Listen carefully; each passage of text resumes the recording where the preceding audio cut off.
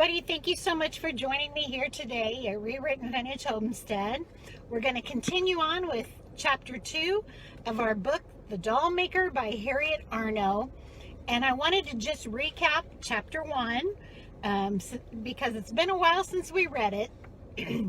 But in Chapter 1, we meet our main character, and her name is Gertie Nevels. And Gertie is a big woman from the Appalachian mountains of Kentucky. She has quite a few children, but in Chapter 1, her baby, which she's actually about 2, I believe, starts choking. And Gertie is struggling because she had spent the entire day trying to save their corn crop because the pigs had gotten into the corn crop, instead of taking her child to get help. But she kept thinking it would get better, but it got worse.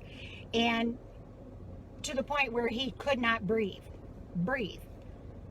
So Gertie went, jumped on her mule and took the little one and ran for the road as fast as she could to try to flag somebody down to take her to the doctor. And an army officer and his subordinate are the ones that she ended up almost running off the top of the mountains to help her.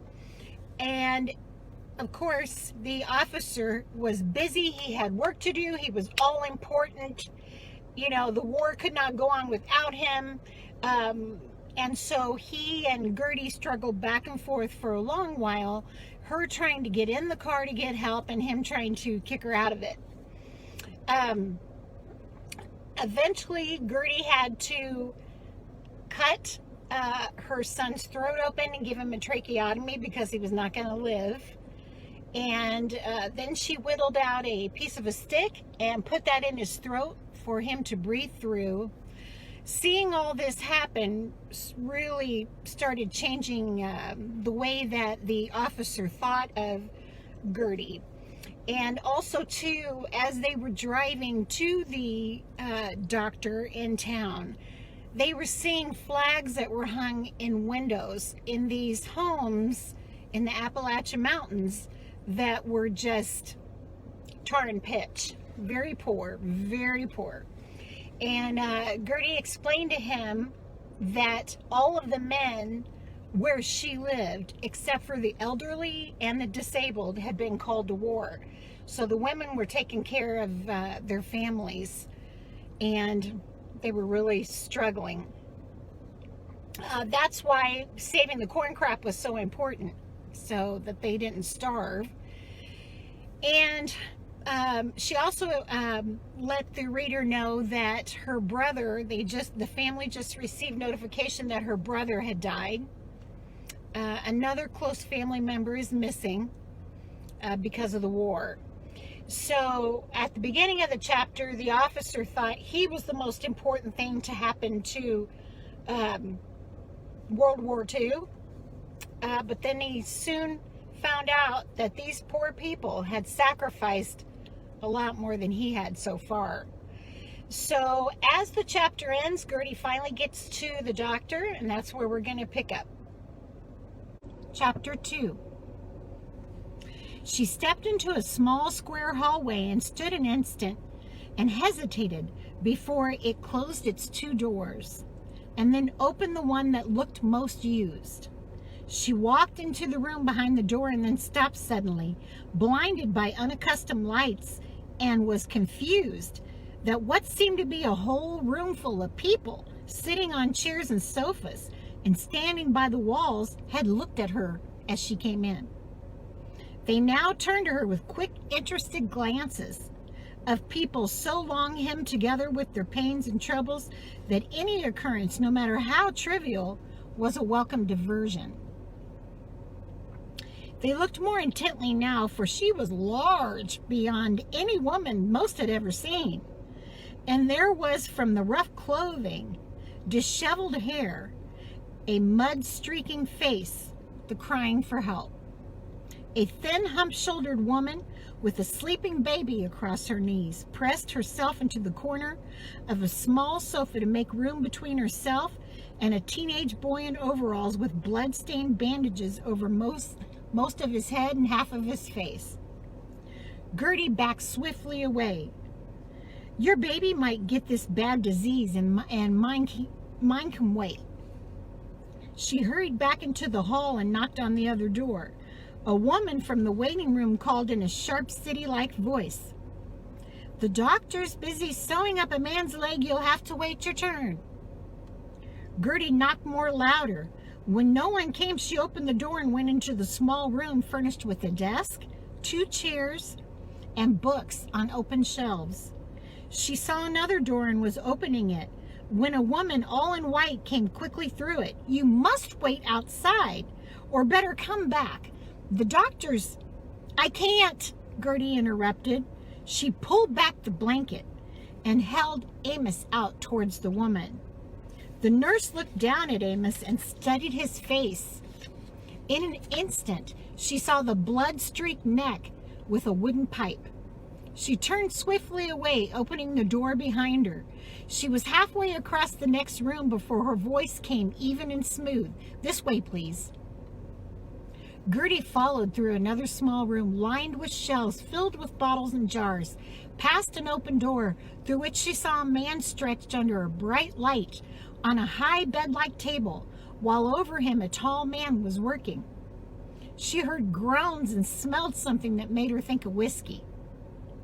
The nurse left her in a tiny room that held nothing but a high iron bed, 1 chair, and a bright white light in the ceiling. Near the foot of the bed was a window, and Gertie saw just past the glass, clear in the white light, the limb of a maple tree to which hung a few pale rain-dripping leaves. "Put the baby on the bed and undress him if you can without hurting his neck," the nurse said, and was gone. She was back with the doctor before Gertie had Amos out of his overalls. He was a tall, thin man with pale skin and pale hair, though his eyes, set in crinkles now, were the kind of bright, quick blue that one might have once thought of would go with red hair. He considered Amos briefly, but unlike the nurse, he let his eyes stop and stay on the wooden pipe. His mouth opened and then closed, opened again, as he said to the nurse in a slow, seemingly unconcerned voice that he might have used to discuss the weather, "I believe you better have used the oxygen tent."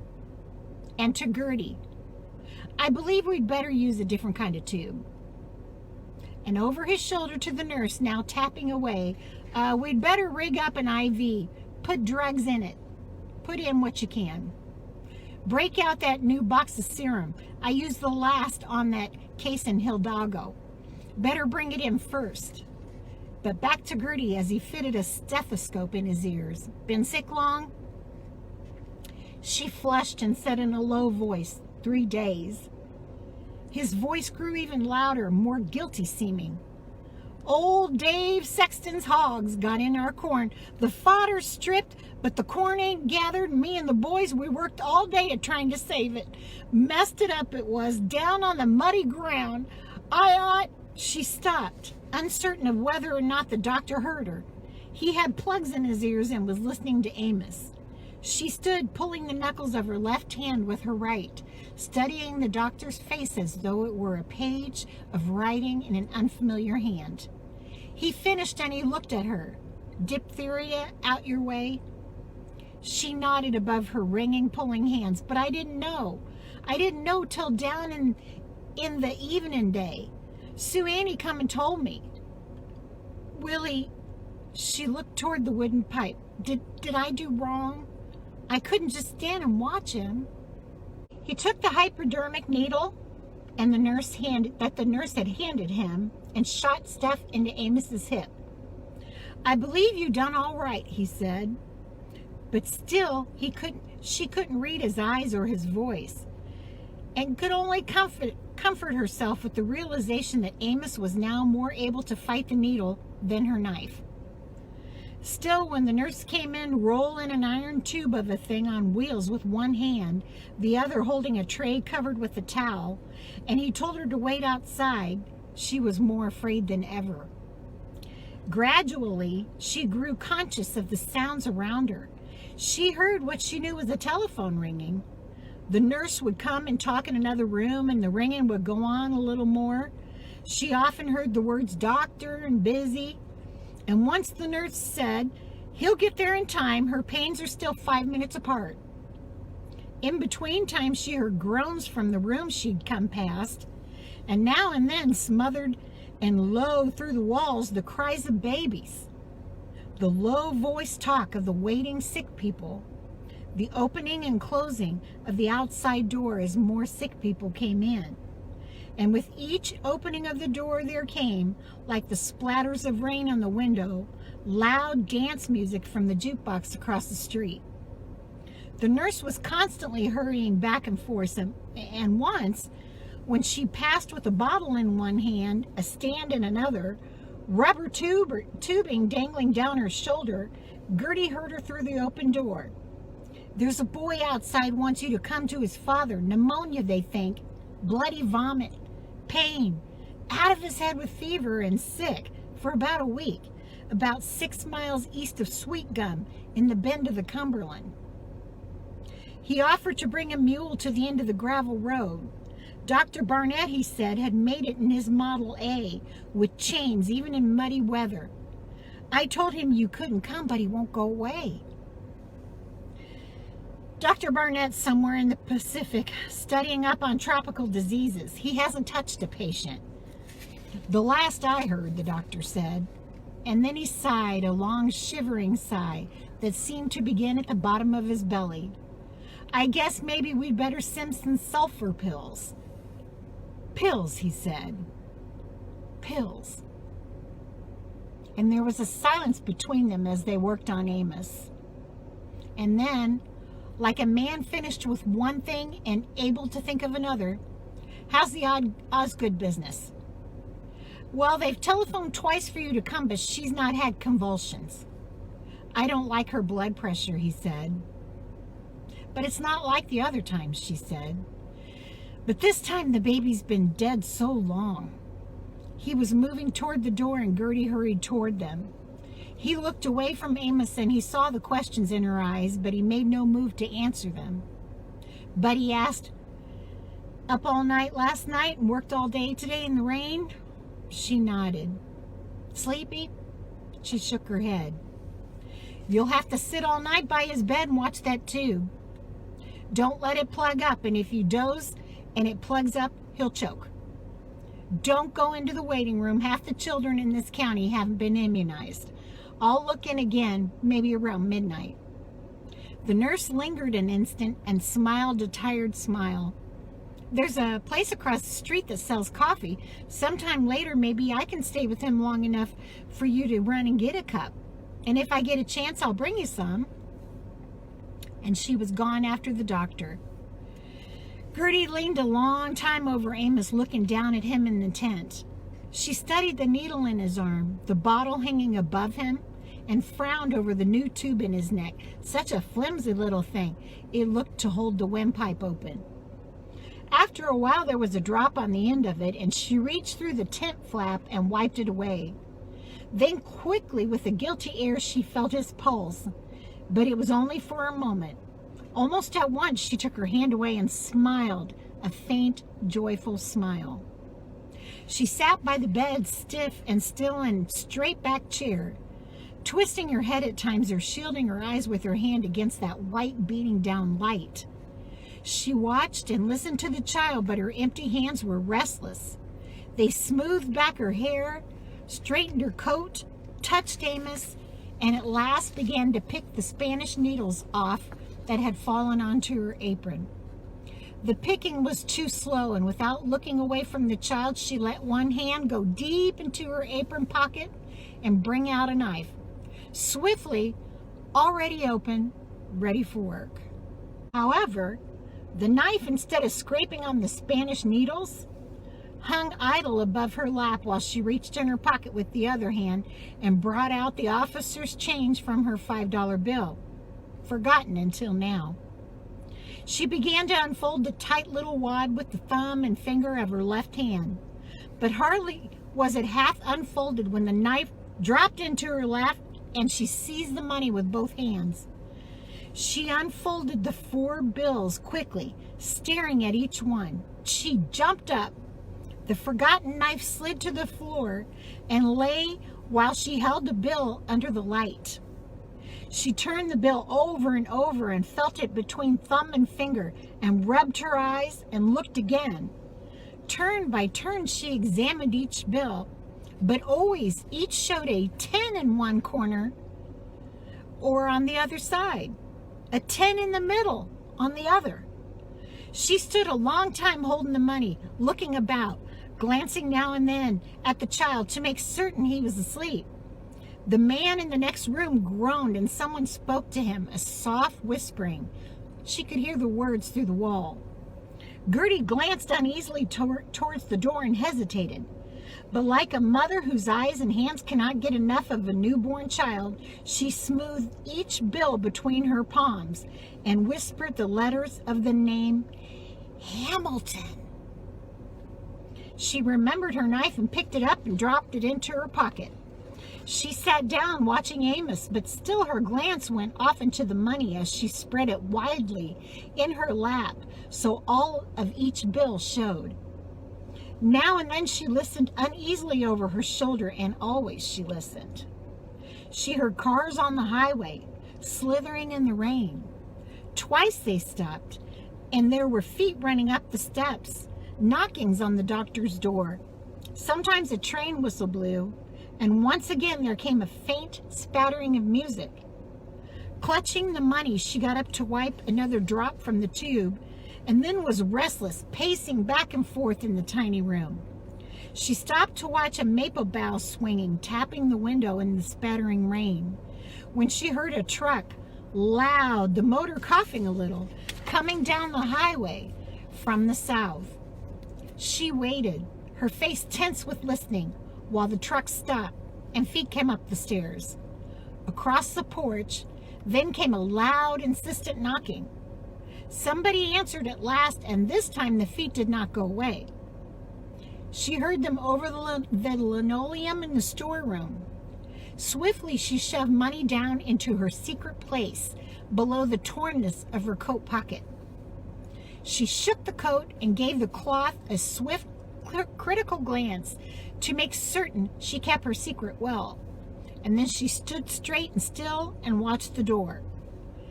It opened slowly part way, and a man's voice, troubled for all its slow softness, asked, as if afraid of the answer, well, how is he? Better, she said, not moving towards the door, but looking again at the coat pocket, then quickly at Clovis. His tall, thin body stooped a little, his forever hunched shoulders hunched still more, as they always were when he stepped through a strange door, for he was as tall as she was, but without the bigness of bone or width of shoulder. He continued to hesitate in the doorway, throwing his worried glance first at her and then at the tent over Amos, with the half-emptied bottle of yellowish liquid hung above it. The fright in his eyes. "He's going to be all right," she said, her voice reassuring, gentle as if speaking to a troubled child. He drew a long shivered breath and came through the door, straightened and tiptoed towards the bed. "I figured everything would be all right when old Doc come home just as I was pulling in with the truck. I lowed you been lucky and got a ride quick." She nodded. "Yes, I got a ride quick." "Your mom would have given for me to leave her bed. I stayed till the worst of her fainting spells were over. And anyhow, I didn't have gas enough to get all the way in. I had to go all the way to the valley and beg him for gas like I was asking for my life." His jaw dropped and he gave a low whisper, "I swam." As for the first time he saw the cut neck, his long hand went to her shoulder and gripped it. I knowed he was bad, or you wouldn't gone running off to the doctor and your mama needing you so. But I didn't know he was that bad, or I'd left your mom and come. Gertie's voice came kind and comforting. I'm the one who should have known.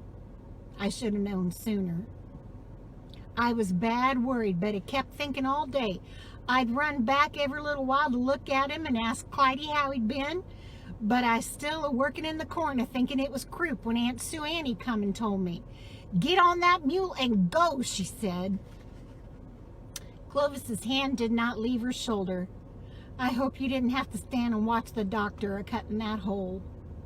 He turned away gagging and pale. She hesitated, studying Amos, and then slowly shook her head. I didn't watch. He stood half in and half out of the doorway, bothered by the rough, whistling breath as the officer had been bothered. I'll have to think up something to tell your mom. When I left her, she made me promise to send you back to set her out the night with her. I never had the heart to tell her Amos was a kind of sick. Well, why didn't you tell her the truth? The hogs was in the corn and I had to save it.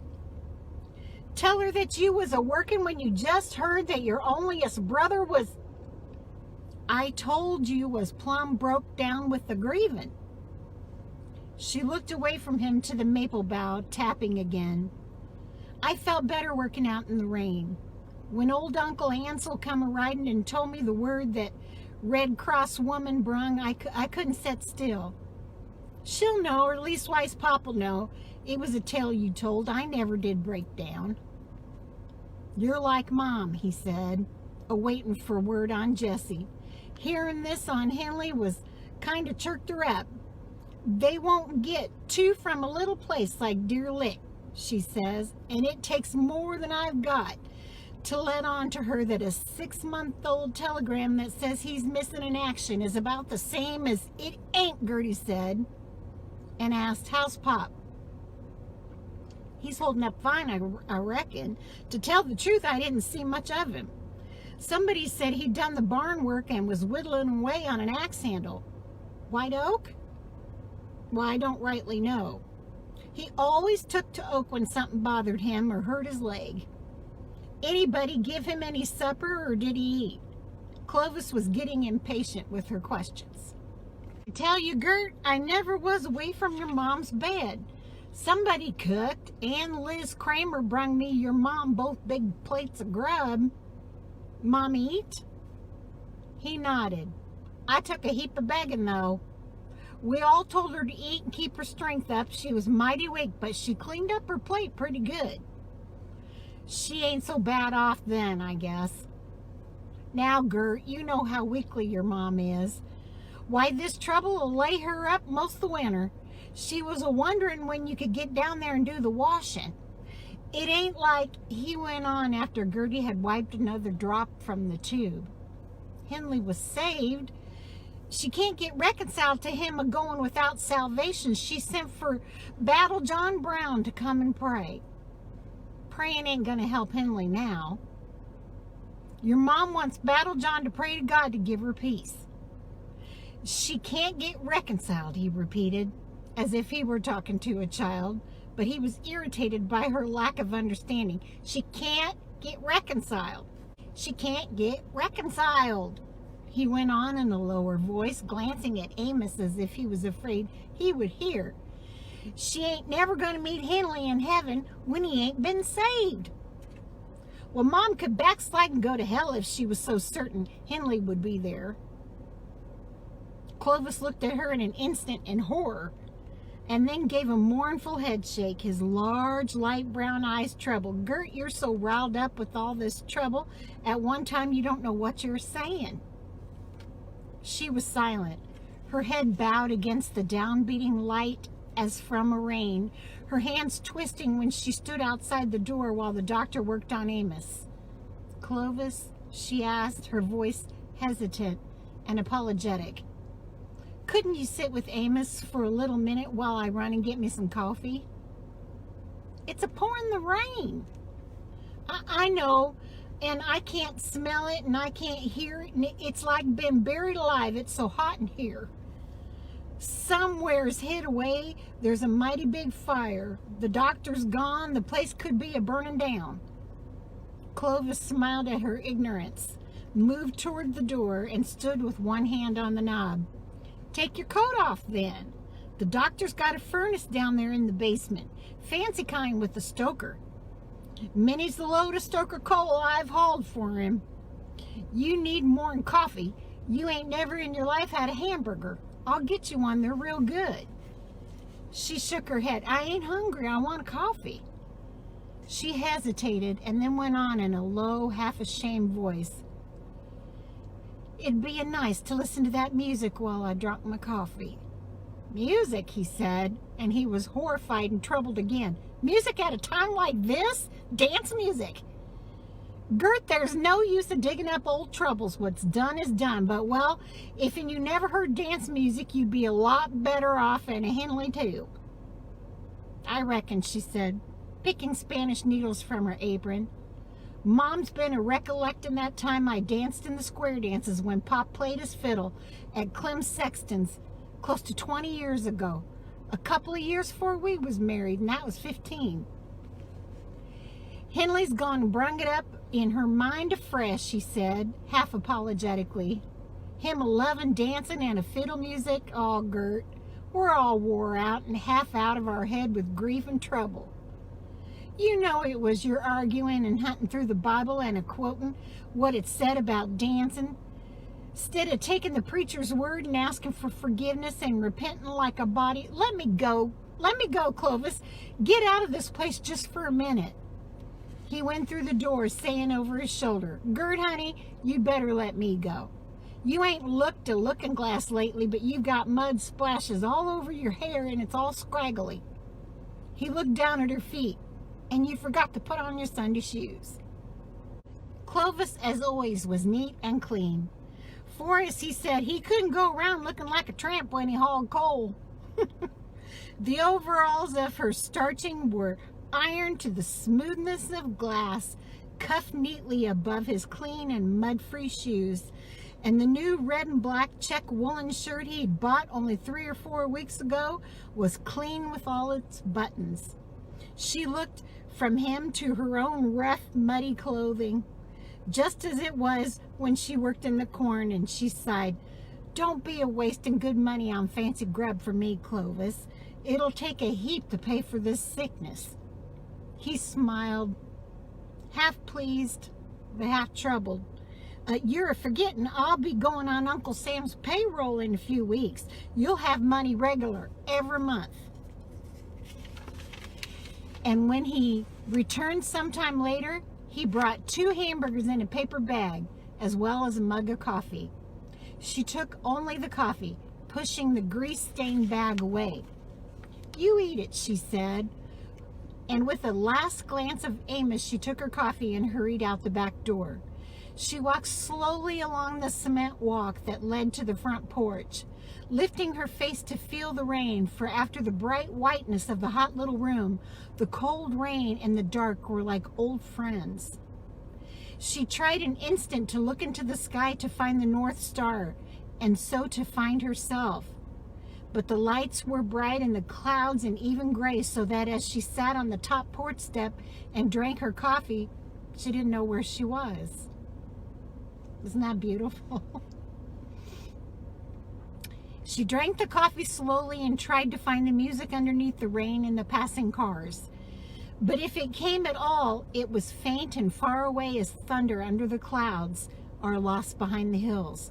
The coffee was almost finished when a car stopped with a quick slithering squeal, and a man got out and hurried up the walk, followed by a woman. She had risen and stood a little to the side to let them pass before she saw in the half-darkness that it was the doctor and his nurse.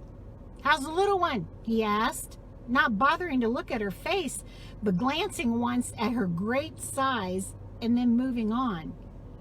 Asleeping like a little lamb, she said. He was past her, opening the door into the waiting room when the question in her head could begin to take shape on her tongue. Doctor, Doctor, tell me, how is it that in the army, when a man gets killed, in battle, I mean? She came very close to him, the forgotten coffee mug held tightly in her hand. Oh, I don't mean, doctor, if he was shot or tore up in little pieces by a bomb or killed by his own gun and going bad. But just before he died, did they pick him up? Did they take him to the hospital? The nurse was speaking behind her, speaking in a bright, reassuring tone, quickly, as if she had already said the same thing to a lot of other people. All our fighting men, when wounded, get better care than any other soldiers in any other war. Stretcher bearers come out almost at once and carry them to little hospitals right behind the lines. And they give them, not always, said the doctor. He had stopped and was looking at her, measuring her size and the jet of her nose and the way her forehead rose high and straight above it. Sometimes when the stretcher bearers know they are dying, they leave them alone. Outside, they don't bother them. Now, your maiden name was Kendrick, is that correct? When she nodded, he said, looking into her face that searched his own for bright, smart lies. When we heard about it, I remembered him. He was here several times to get medicine for your mother. And when I saw you, you made me think of somebody, but I couldn't remember just who. We talked sometimes of hunting and farming. She nodded. People always said we looked alike. He couldn't abide being shut up like back there. And she motioned with the mug toward the little white room. But he was a doctor again, hurrying away with no time to waste on the dead. She made the bit of coffee last a while, and then suddenly afraid Clovis might forget to watch the end of the tube and Amos would choke, she hurried back. But Clovis was by the bed, smiling down at sleeping Amos. The doc gave him some shots and said he was a-coming along just fine, and I seeing how he's a-doing so good, I could maybe take you all home in a day or two. Wrap him up really good. He sure is a funny-turned man, he said. When I told him I bet a cutting that hole in a human's neck wasn't so easy, he gave me the queerest look. And finally, he kind of nodded his head and said, under the circumstances, it would be hard, very hard. Wasn't that a funny answer from a doctor? They like to cut holes in people, or they wouldn't be doctors. They make big money, Gertie said, stopping in the doorway. She hesitated and then turned into the storeroom, looking about her. She nodded with satisfaction when she saw a crate-like box, less flimsy than those used for the shipping of oranges, but made some of the soft, cheap wood unfit now for anything of much but kindling. She turned to Clovis, who had stuck his head around the door, curious as to what she was doing. Do you reckon the doctor would mind me taking a board or two from this? A little whittling foolish would help the time pass. Nobody'd want that, he said. But if you must waste elbow grease on whittling, couldn't you make an axe handle or something that somebody could actually use? I ain't got no wood by me that's fitting for handles, she answered, pulling a board from the box. But any kind of whittling foolishness is better than doing nothing.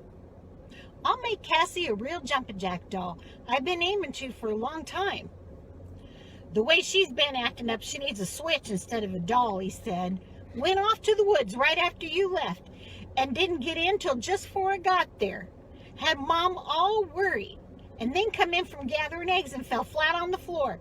Never looked where she was a-going and broke two and gummed up the floor. Clyde was wanting me to spank her.